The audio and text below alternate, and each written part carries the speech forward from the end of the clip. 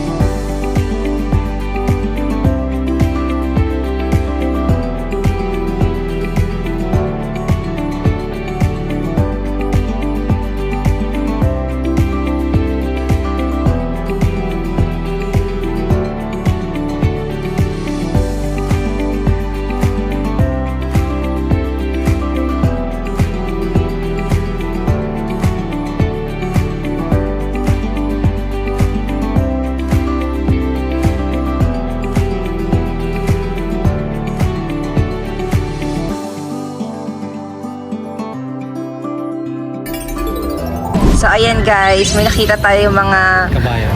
tatlong Filipina girl. Dito sa Finland. So, ayan. Pilipina girl, TikToker. Mga TikTokers. namin mag-practice sa Holiness kasi Mukhang napagpawisan nata kayo doon. Ayan. Ayan. Anong pangalan mo, ate? Tinuro, no? Anime po. Anna May. Kay Yang. Tin. Nickname, mga nickname. Si Anna May. Ano ka dito? Ano ka dito? Tourist. Turista yan. Disney princess. Panis. Si Princess. Panis.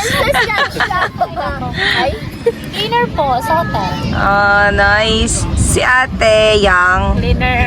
And si Ano ba, ate biyang? Biyang? Yang. Biang. Ikaw, ano nga pa? Sorry. May Tin. si Tin. Si Tin. Cleaner sa dati sa hotel tapos sa mall na. Ah. Ganun siya. Na-promote.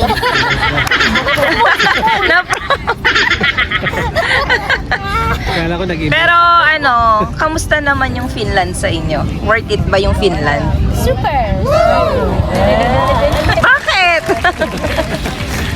Ano, in terms Ano yung mga of pwedeng trabaho, i-consider? sahod, Oo. tapos work balance, importante. Tulad ngayon, may energy pa kami makapag TikTok. After work, Totoo. tigdadalawang days required day off. Diba? Sa Pinas, nagkakaano pa eh. Ganda kuba na kumbaga. Kasi magkatrabaho kami dati sa Pinas. So, alam namin yung sahod namin. Minsan pa walang day off. Tapos diba, usually sa Pinas, isa lang talaga sa araw. Sabi ka sa kanila kasi Kulang pa ngayon. So, Don't worry, parehas lang tayo. Ako nga sumasahod nga lang ako sa Pinas ng 8,000 eh. yan, tabi kayo. Para kita kayo sa ano. 8,000, ngayon yung bill namin sa Pinas 8,000 na. Bill sa kuryente. Wala lang yun. Lang yan. Yeah, what do you like? In terms of ano, Ay, sa Finland.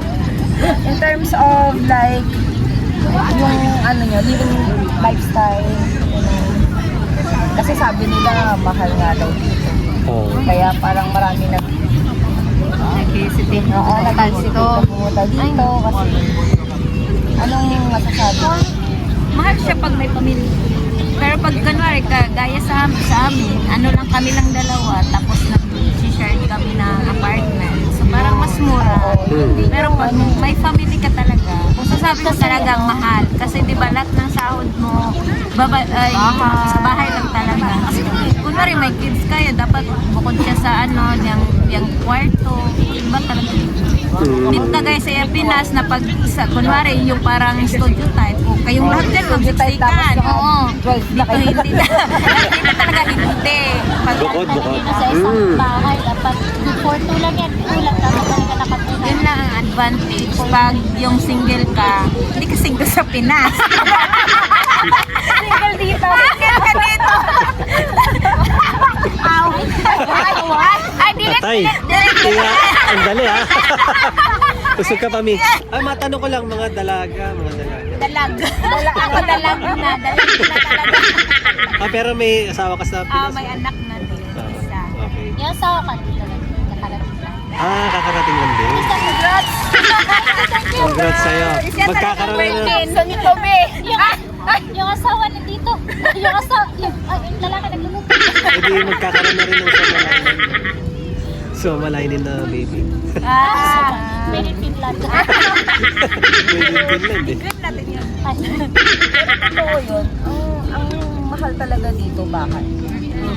Pero kasi in terms of pagkain talaga, Madali lang. Ang pagkain, transport.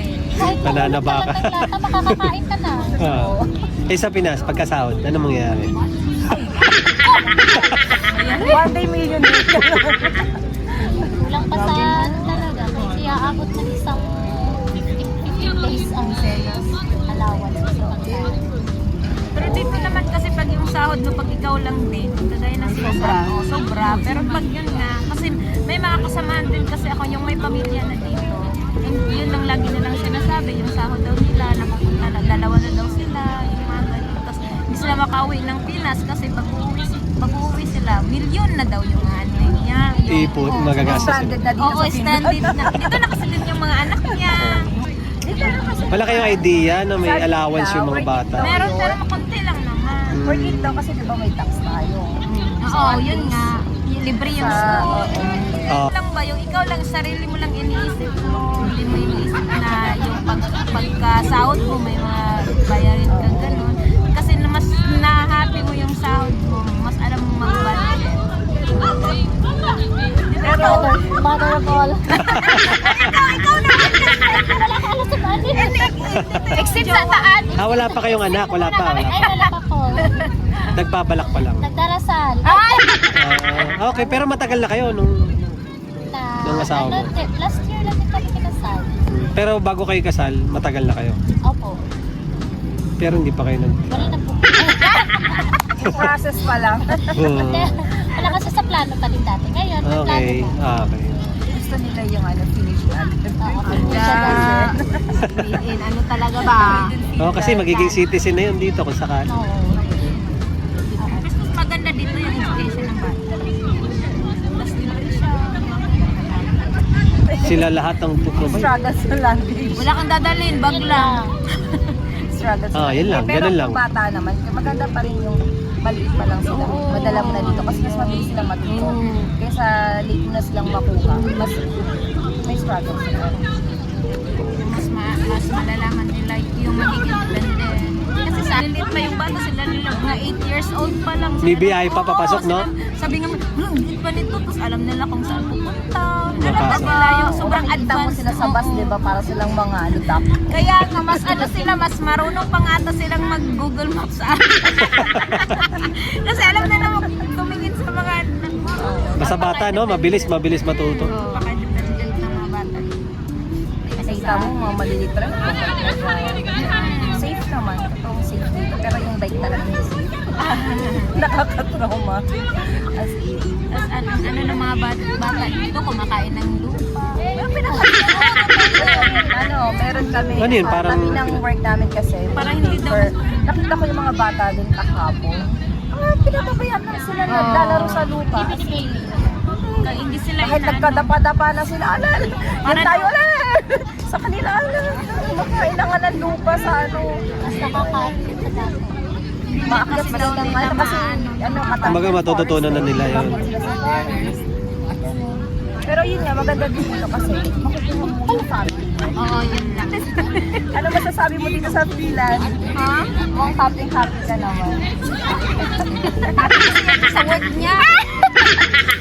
Okay naman, masaya naman. Medyo magaan ang trabaho. Kumbaga, Compare minsan sa atin, no? mapaisip mo na ay, ang laki ng sahod ko, tapos ganito lang yung trabaho ko. Worth it na yun. Alam mo yung isang oras mo dito parang kinsenas mo sa Pinas. Talaga! Dito na. Oo. O ako mas masahod nga lang ako noon sa ayoko magbanggit. Pero allowance nga lang 100 na ako isang araw Diba? Hindi mo naman kinukutsa yung ano nun. Sinasabi mo lang yung experience mo. Paggastos ng exam. May board exam ka pa. Tapos utang na loob mo pa yun kasi nga tinanggap ka. Kasi nag-experience ka. Iba nga nagbabayad Ganun. Ngayon lumipat siya. Mas kumaan yung break na tapos maganda yun. Kaya nga, yun din sa akin, na maganda na talaga. Yun nga lang din yung sa trabaho ko ngayon. Lalo pa yung, yun nga, yung parang pressure Pero ang maganda sa inyo, no, hindi na kailangan ng language. Oo, no, hindi ko na. Sa mga Kasi players, language, pero- bed lang naman. Ikaw sabi mo, Moy, linisin kita ulo!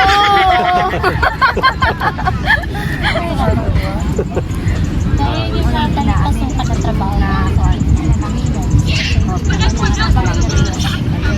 ay ikaw nga iba nga pala noon. Au pair. Au pair ako dati. Kasi yung iba, kinuha lang sila ng kamag-anak nila para mag-compare. Pero ikaw nag-apply ka sa agency. Hindi, Facebook lang. Facebook? Kasi sa Facebook, may FB pages din kasi ng au pair. nagpo-post na yung mga post from na naghahanap sila ng au pair. Ngayon, yung mga au pair, magsasabit sa kanila ng mga tawag nito, CV, tapos sila na.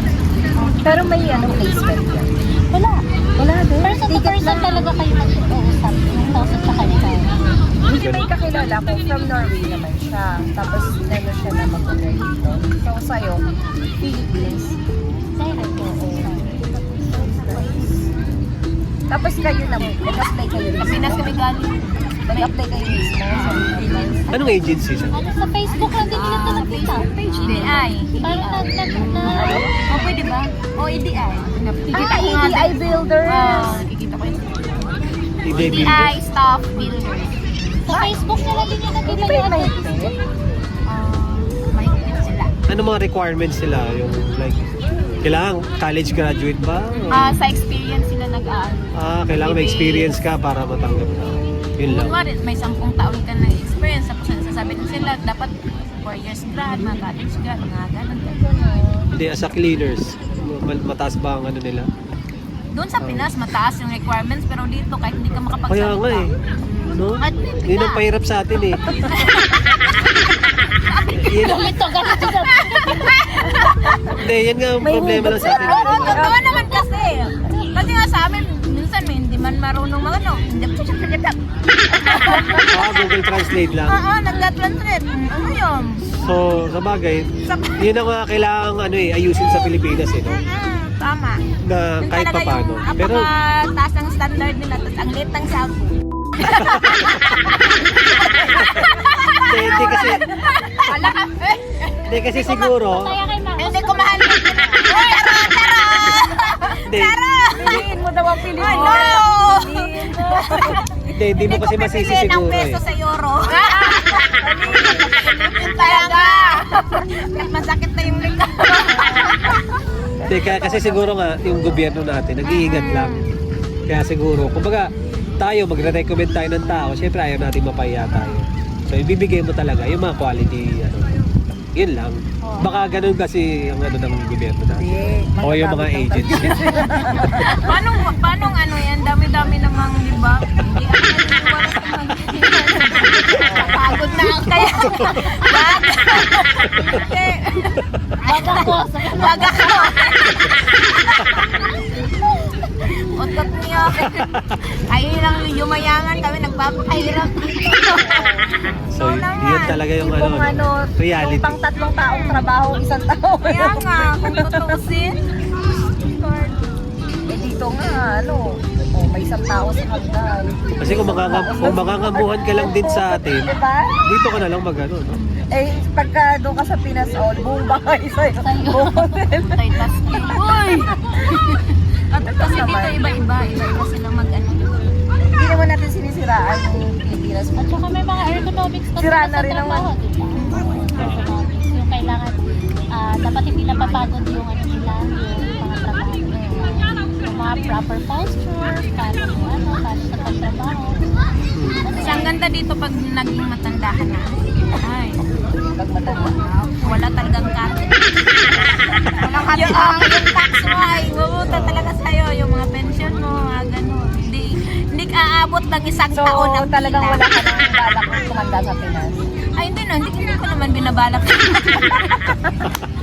Ilang taon ka na ba? Ba't nagbabalak ka na? Kaya nga, tanong namin, ilan taon ka na?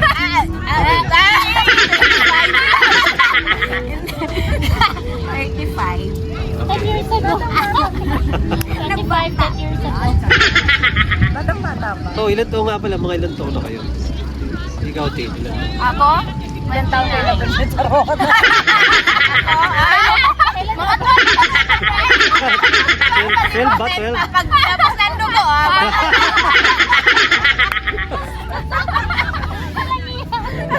Pinapunta lang sa pinaka-liberated na Parang yung bansa. Wala na, ng naging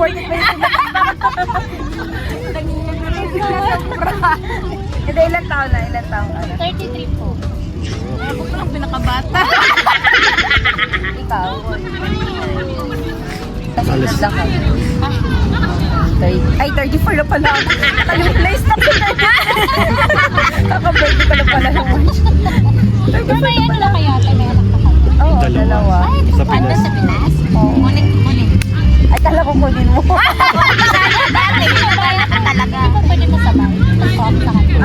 Pwede naman Pamasahe. Settle down muna. Kaya, dati binabala ko din, pero ngayon parang Nahirapan ka na din pagdating dito. adjustment. Ano, siya. Sila, Oo, wala. Oo, pagka kasama mo yung family mo. Yun nga din. Kasi Mahirap. ako, nasa ano kami, ang tawag ko studio. Nahirapan ako pagdating ng asawa ko dito. Wala ng trabaho sa ako lahat ng pastor. Oo, siya, Sa ganun bahay, din. kaya mahirap din. Isip ko pa may anak kami. Pag kukunin mo na lahat, isang bagsak. Mahirapan kami dahil daw yung Oo, yun din ng ano, kung risk taker ka talaga, kukunin mo yung mga anak mo.